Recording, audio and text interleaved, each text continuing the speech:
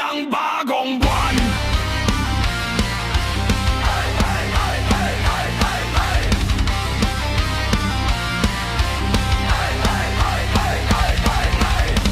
Tumingin ka sa langit at masdan ang bagong buwan.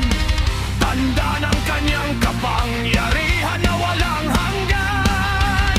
Hiba ng mga shofar sa pangunguna ng mga tahan.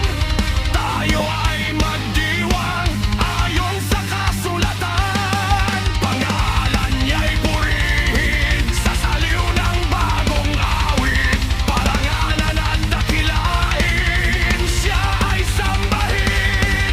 Sa pista ng bagong buwan, siya ay luwalhatiin. Siya ba, Yahweh na dakilang hari natin? Magdiwang at magsaya tuwing sasapit ang bagong